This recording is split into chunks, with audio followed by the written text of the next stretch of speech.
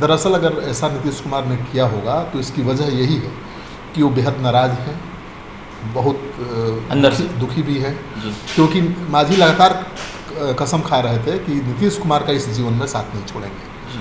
और लगातार सरकार की आलोचना भी कर रहे थे। नीतीश कुमार के कामकाज पर सवाल भी उठा रहे थे, चाहे वो शराबबंदी के बहाने हो या भ्रष्टाचार के बहाने हो। तो नीतीश कुमार को ये तो अच्छा लगेगा नहीं जी। वो मुख्यमंत्री हैं और सरकार पर आप निशाना साधिएगा, भ्रष्टाचार का मामला उठाइएगा, आप शराबबंदी जो उनका सबसे बड़ा प्रोजेक्ट है जी, ड्रीम प्रोजेक्ट है, उस पर आप सवाल उठाइएगा, तो भला कैसे बर्दाश्त करते हैं नीतीश कुमार? क्या मांझी का नाव बीच मझधार में फंस गया है? ऐसा इसलिए कह रहा हूं क्योंकि बीजेपी के नेताओं से वो मिलते हुए नजर आए थे और बिहार में जो सरकार से समर्थन वापसी की बातें जब सामने आई, उसके बाद जब मांझी मीडिया से मुखातिब होते हुए नजर आए तो ये बातें कहते हुए नजर आए कि हम महागठबंधन से हटे नहीं थे, हटाए गए थे, बार बार बेइज्जती की गई। ऐसे कई शब्दों का और सवालों का उन्होंने इस्तेमाल किया और कई सवाल छोड़ गए। इसी के नियमित अभी समझते हैं हम इन तमाम बातों को लेकर वरिष्ठ पत्रकार श्रीकांत प्रत्युष जी से। सर, जिस प्रकार से मांझी द्वारा वक्तव्य दिए जा रहे हैं कि महागठबंधन में हमें अपमानित करके निकाला गया, इसको कैसे देखते हैं? देखिए, मांझी कोशिश पहले से कर रहे थे बीजेपी के संपर्क में आने की जी। और मांझी गए थे अमित शाह से मिलने, ठीक है, दशरथ मांझी को भारत रत्न दिलाने के बहाने ही गए थे जी। लेकिन सब लोग उसका मतलब समझ रहे थे कि नीतीश कुमार को अब छोड़ेंगे, यानी महागठबंधन को मांझी छोड़ सकते हैं, क्योंकि अमित शाह से वो मिलने गए हैं और बहाना है केवल दशरथ मांझी। तो उसी बात को लेकर नाराजगी थी और नीतीश कुमार मान कर चल रहे थे कि कभी भी ये छोड़ सकते हैं महागठबंधन, कभी भी झटका दे सकते हैं। तो नीतीश कुमार ने इनके ऊपर दबाव बनाना शुरू कर दिया था, इनको अल्टीमेटम दे रखा था कि या तो अपनी पार्टी का विलय करिए मेरी पार्टी में जी, या फिर आप बाहर जाइए।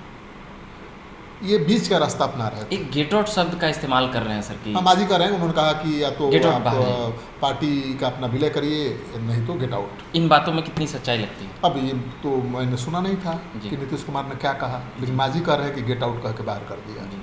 दरअसल अगर ऐसा नीतीश कुमार ने किया होगा तो इसकी वजह यही है कि वो बेहद नाराज़ हैं, बहुत अंदर से दुखी भी है, क्योंकि मांझी लगातार कसम खा रहे थे कि नीतीश कुमार का इस जीवन में साथ नहीं छोड़ेंगे और लगातार सरकार की आलोचना भी कर रहे थे। नीतीश कुमार के कामकाज पर सवाल भी उठा रहे थे, चाहे वो शराबबंदी के बहाने हो या भ्रष्टाचार के बहाने हो।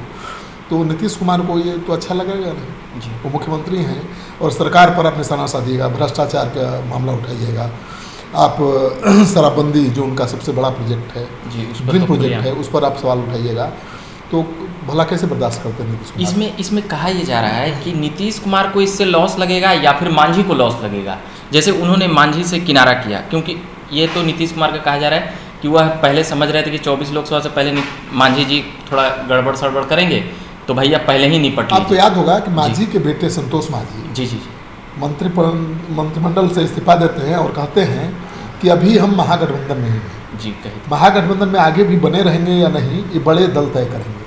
मतलब या तो लालू यादव तय करेंगे, तेजस्वी यादव, या फिर नीतीश कुमार जी। जब नीतीश कुमार ने गेट आउट कह दिया तो लालू यादव कैसे आपको एक्सेप्ट करेंगे, कैसे आपको साथ रखेंगे? सवाल ये है, फिर बड़ी दरार बढ़ जाएगी। बिल्कुल। मांझी के बेटे ने इस्तीफा दिया या मांझी बीजेपी के संपर्क में थे, तब भी संभावना थी कि लालू यादव उनको मना लेते, रोक लेते। लेकिन जिस तरह से नाराज़ कर रहे थे लगातार नीतीश कुमार को, उसकी वजह से अब नीतीश कुमार के लिए बर्दाश्त करना मुश्किल था और ये बीच का रास्ता अपना रहे थे कि कहीं लालू के हस्तक्षेप से फिर वो महागठबंधन में ही बने रह जाए। लेकिन नीतीश की नाराज़गी के बाद ये संभव नहीं था और नीतीश कुमार ने विपक्षी एकता की बैठक के पहले इनको बाहर करना उचित समझा, क्योंकि उनको पता था कि जितना आगे बात बढ़ेगी और लास्ट में जाकर आखिरी में ये धोखा देंगे या छोड़ देंगे, नुकसान होगा, या बार्गेन करके बीजेपी से अच्छा डील कर सकते हैं। ये नीतीश का मास्टर स्ट्रोक समझा जाए या इसमें उनको नुकसान लगे? कि महागठबंधन तो कमजोर हुआ है ना भाई।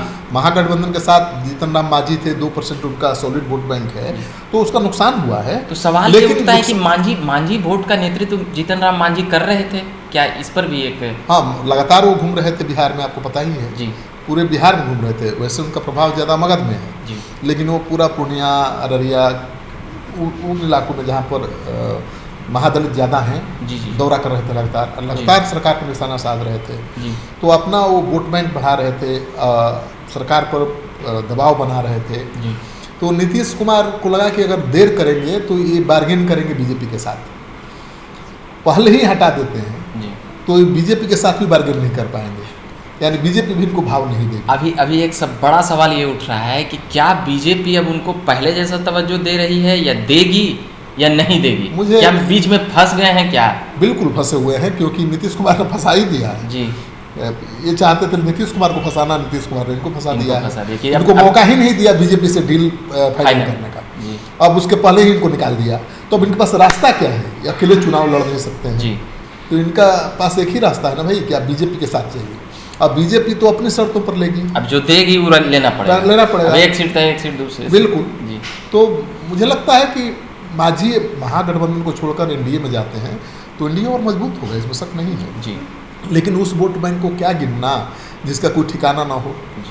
2% वोट है, लेकिन कब भागेंगे, कब दगा देंगे, इसकी गारंटी ही नहीं थी। और उसका एक मंत्री उन्होंने बड़ा झटपट बना लिया सदा को, जो मांझी का, और जो दशरथ मांझी के बेटे थे उनको भी जदयू से जुड़ते हुए देखा गया। देखिए, तो ये एक बड़ा सवाल उठ रहा है कि क्या जीतन राम मांझी को टक्कर देने के लिए वहाँ पर ये किया गया जल्दी ये सभी मांझी वोट बैंक? बिल्कुल। अब जीतन राम मांझी छोड़ते हैं महागठबंधन जी, तो उनका विकल्प तो चाहिए जी। तो उसी लिए उन्होंने तुरंत अपने ही विधायक जो महादलित ही हैं जी जी, और 4 बार चुनाव जीत चुके हैं जी, और बहुत सुलझे हुए हैं जी, उनको जीतन राम मांझी की बेटी की जगह मंत्रिमंडल में जगह दे दी। जी जी।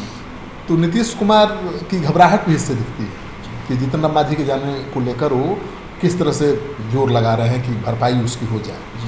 जीतन राम मांझी की कोई अहमियत नहीं होती तो कोई ज़रूरत नहीं था कि संतोष मांझी की जगह पर दूसरे महादलित को लाकर के मंत्री बना, और भी 3-4 ही दिन में, 3-4 दिन के अंदर। तो उन्होंने ये सब कुछ इसलिए किया कि उनको लगा कि नुकसान हो सकता है, तो उस नुकसान की भरपाई के लिए उन्होंने दूसरे महादलित को जीतन राम मांझी के बेटे की जगह मंत्री बना दिया।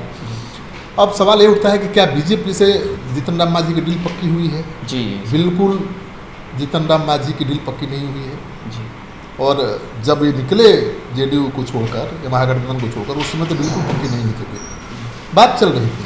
मतलब साफ है कि मांझी का मझधार फंस गया बीच में। हाँ, लेकिन जो सूत्रों से खबर मिल रही है कि मांझी को राज्यपाल बनाए जाने की खबर है, ऑफर है बीजेपी की तरफ से, और उनके बेटे को लोकसभा चुनाव लड़ाए जाने की।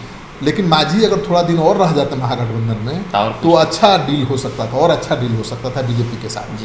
लेकिन वो मौका मिला नहीं, नीतीश कुमार ने मौका दिया नहीं और डील पक्की होने के पहले ही उनको बाहर का रास्ता दिखा दिया। तो अब बीजेपी के शर्तों पर मांझी को चलना पड़ेगा।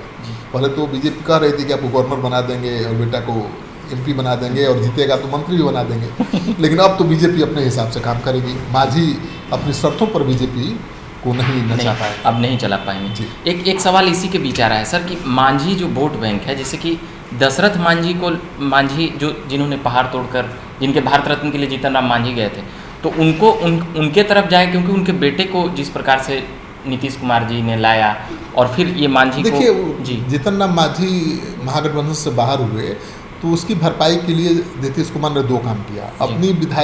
अपने दल के विधायक को, महादलित विधायक को मंत्री बनाया। दूसरा काम उन्होंने किया कि दशरथ मांझी, जिनको भारत रत्न दिलाने की मांग को लेकर केंद्र सरकार से मिलने गए थे मांझी, उन्हीं के बेटे और दामाद को अपनी पार्टी ज्वाइन करा दिया। और कहा जा रहा है कि अब माउंटेन मैन दशरथ मांझी के बेटे को ही लोकसभा चुनाव का टिकट देंगे नीतीश कुमार। तो मांझी का मुकाबला अब दशरथ मांझी से ही हो जाएगा। जिस दशरथ मांझी के नाम पर ये बीजेपी से बात कर रहे थे, डील कर रहे थे, अब तो उनको ही आमने सामने कर दिया है नीतीश कुमार ने। तो मुश्किल मांझी की भी बढ़ेगी। वही हम जानना चाहते हैं। बिल्कुल, मुश्किल क्योंकि दोनों तरफ मांझी समाज का मतलब ये। हाँ, लेकिन तो नीतीश कुमार ने एक नया मांझी नेता को तैयार करना। लेकिन तब है कि नीतीश कुमार ने ही जीतन राम मांझी को जीतन राम मांझी बनाया। बिल्कुल, मुख्यमंत्री। अगर मुख्यमंत्री वो नहीं बनाते तो मांझी का इतना बड़ा कद नहीं होता और इतने बड़े महादलित नेता के रूप में नहीं उभरते। वो तो हर सरकार में मंत्री रहे हैं जीतन राम मांझी, पहले भी 8 बार पाला बदल चुके हैं, लेकिन उनको कोई जानता नहीं था। लेकिन जब नीतीश कुमार ने उनको मुख्यमंत्री बना दिया तो बड़े महादलित के नेता हो गए और लगभग 30 सालों से मंत्रिमंडल में। बिल्कुल, तो उनका मुकाबला अब दशरथ मांझी का बेटा और दामाद नहीं कर सकता। नहीं कर सकता। लेकिन थोड़ा बहुत जो परेशानी, जितना परेशानी उनको पैदा कर सके, जितनी चुनौती उनकी बढ़ा सके, नीतीश कुमार तो चाहेंगे ना भाई। इसलिए उन्होंने माउंटेन मैन के दामाद और बेटे को पार्टी ज्वाइन करा दिया। अब उनके बेटे को लोकसभा का टिकट भी दे देंगे, तो मांझी की मुश्किल थोड़ा बढ़ेगी। लेकिन मांझी को अगर बीजेपी से टिकट मिलता है गया से, तो उम्मीद की जा सकती है वो जीत सकते हैं, आसानी से नहीं जीत सकते हैं। लेकिन मांझी को वो बीजेपी क्या देगी, अब तो बीजेपी के ऊपर निर्भर करता है, क्योंकि मांझी केवल बीजेपी के लिए अकेले नहीं है। बीजेपी के साथ तो चिराग पासवान भी हैं, जिनका सॉलिड वोट बैंक है, पूरा ट्रांसफरेबल वोट बैंक है, और वो 5% है। और जीतन राम मांझी चिराग के बीच में भी छत्तीस से कहाँ खड़ा रहा है, आप जानते ही हैं। दोनों एक दूसरे को पसंद नहीं करते हैं। तो मुझे लगता है कि बीजेपी अब अपनी शर्तों पर ही चिराग पासवान की भावनाओं का ध्यान रखते हुए ही जीतन राम मांझी को अपने साथ ले। चलिए, तो इस अगले एपिसोड में बात करेंगे कुछ दलित, बिहार के दलित नेताओं की।